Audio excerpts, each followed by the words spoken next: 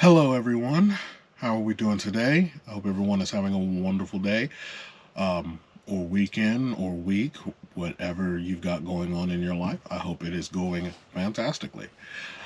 Now, today, this is the vlog, the part two of the New York Auto Show. This is the Outbound, where we pick up the mobile mountain. And yes, we did bobtail back here. We're back there. Um, I'm already back. We're already back in Michigan, where we're based out of by the time this video comes out, and at the recording of this video, actually. So, to get into it, the drive out there was very uneventful. Just straight shot. We left here Monday morning. We drove all the way out there, as we do, and we got there probably around, I want to say, 5, maybe 6 o'clock. I should really notate times down next time I do another project. But yeah, drive was uneventful. Nothing really to talk about. There was an accident on the westbound side in Pennsylvania, right across the state line. Or no, not right across the state line. It was at the mile marker 92. A truck was off in the ditch, and they were trying to get it out. That was, didn't affect the eastbound side very much, just the westbound. And we just went on our merry way. Now, we get into New York, and it's the same old story of, this is going to take forever. We actually end up going in at rush hour, so it's about 4 or 5 o'clock. So yeah, we probably did get there about 5 o'clock. Just your run-of-the-mill stop and go, stop and go, stop and go. Times in New York. So we get there. This time we can get a parking spot near the check-in, which is on the back side of the building, which looks out at the Hudson River. So we go get checked in, which we actually can check in as soon as we get there. We don't have to wait until 10 o'clock like we did last time. So we get checked in, get our numbers put in the window, then we wait. We wait all night. Well, actually, no. We just sat there and hung out for a little bit. Then we got into our trucks, and I went to sleep, or before setting up, or after setting up my cameras, I went to sleep. Cue the time lapse of day, night, day, and also some traffic stuff. But come the next morning, me and Dave already know. They say first thing in the morning. We know probably that afternoon. So we wake up the next morning. Dave, I think, is up at 5 or 6 o'clock. I'm up at 7 or 8. And we're just sitting there. He's creeping up every so often. He did it last night. He did it the night before. He creeped up every time someone in front of him would pull off. His goal was to get up to an intersection to where he did not have to wait for traffic to clear up, because we were on the side of the road this time. There wasn't a bus lane in between us. It was just sidewalk, park lane, road. So, that was his plan. It did not work. I managed to leave by the time we got there. By the time they called us, I managed to leave and get on out. He had to wait for traffic, which we'll get to that in a little bit here. So, come next morning, he's still doing the same thing, creeping up, whatever. Our contact, Mark, is out and about, and I catch him, and he lets me in to go use the restroom. After that, I see him again, and he's talking about how long it's going to take, and said that they just got the crane, and I get an idea of, oh, I should go film this. So, walked around, saw what they were doing. I did not get around early enough to watch them let the whole thing down, because, as I said, it's 2 parts, and I imagine that it comes up like this, and they put some pieces in the middle, and then it comes together. Then it comes out, and then back down, something like that. But I don't know for sure because too lazy to walk around there at first. Then I decided to walk around there. But I did catch them as they were letting the ramps, folding the ramps up on the trailer, which that was pretty cool to watch that. So, after I stay up there for like an hour and a half or something like that, I walk back around to the truck. I go talk to Dave for a bit. And as I'm talking to Dave, I'm sitting in his truck. We see the crane drive by. I want to say it's probably about 2 hours or so after I was up there. We see the crane drive by, and I'm like, oh, okay, cool. Well, I go back to the truck, and I go back to my truck, and, just sit there. I'm catching up on stuff. He was answering emails all morning. I was just getting paperwork signed for a acquisition.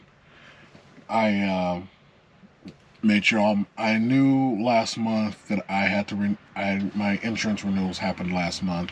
I forgot to print those off. I printed those off, and just double checked my permits, made sure everything was good. Everything is good. Yay. So, and as I'm in the midst of doing that, Mark walks up and is like, hey, they just called me and told me that they're ready for you guys to show up. Gonna go in there, talk to them, and see, make sure everything's good to go. I'm like, excellent. Goes in, I'm just sitting there waiting. He comes back, guys are good to go. Hands me the paperwork that I need, and I'm off to the races. Dave isn't yet. He just started up his truck. His Qualcomm had shut off, and so he had to wait for it to boot up. Yay. And there is I'm out in the country, out there on go-karts and whatnot. But back to the story.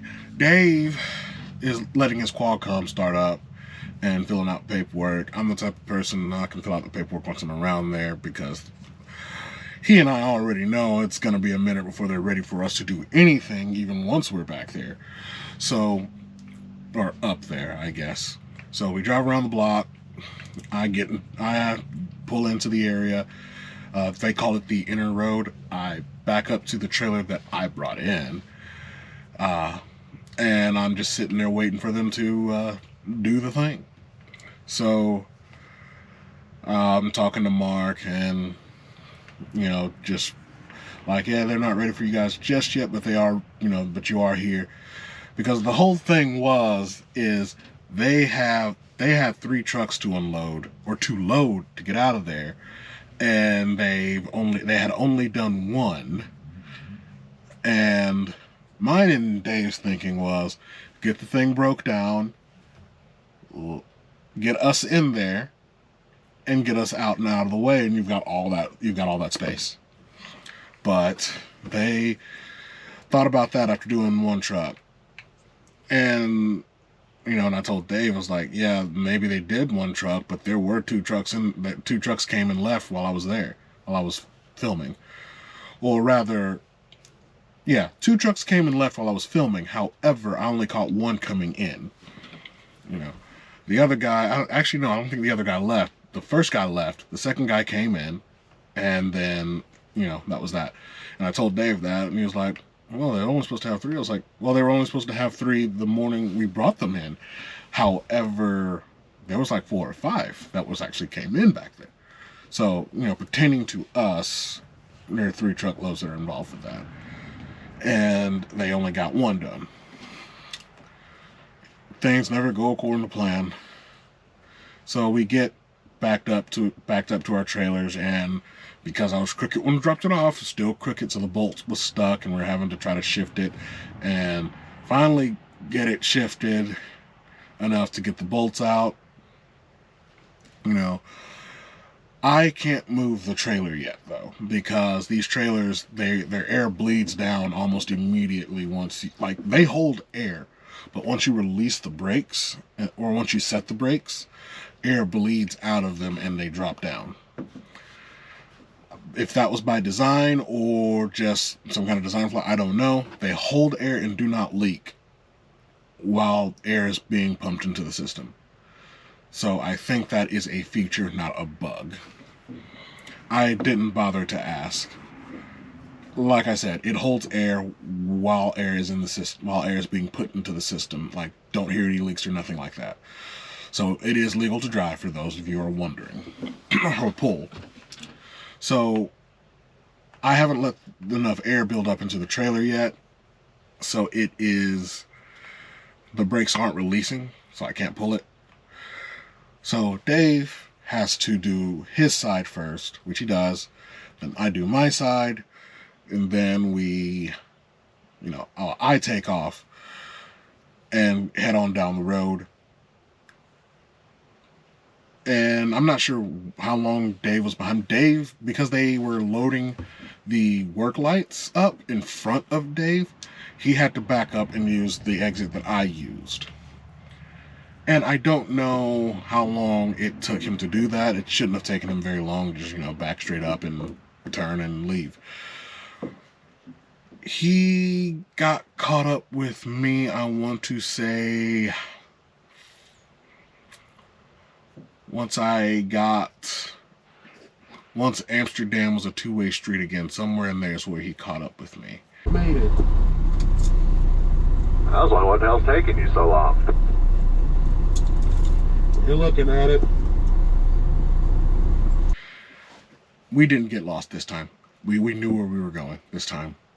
Learn from your mistakes, kids. But it's better to learn from others if you can help it. So, get caught up. He gets caught up to me, and we take off, get onto the interstate, and, off to the races. We got back. Stopped once in Pennsylvania I partially fueled. I think he fueled all the way up. He's got smaller tanks than I do. I think he's got 87-gallon tanks. I've got 120-gallon tanks, so, we use the same amount of fuel, because I think, I was at a quarter of a tank of fuel. Here's why we had to stop again. If you did not watch that last video where I talked about the Mobile Mountain, it is a 57,000-pound trailer. It is heavy, like so heavy. And New York, Manhattan is not flat, so it's up and down, up and down, up and down. And like I said, I may have been intermittently starting my truck, but 3/4 of a tank is 3/4 of a tank. And that 11 miles, starting the truck from a dead stop uphill several times, I went from 1/4 of a tank to about half a tank before we were out of New York City. And that is the truth. But, the ride back, pretty uneventful. We stopped, I think, in Barkeyville to park for the night. Again, we've been up all night, or up all day, waiting to be called, getting stuff done, trying to be productive members of society. We stopped in Barkeyville, parked for the night. It was about midnight. For midnight, it was actually a pretty decent amount of parking spots. Some of the early risers left already. So we got parked up, woke up the next morning, grabbed breakfast, drove the rest of the way here. That was yesterday at the recording of this video. And then, here we are.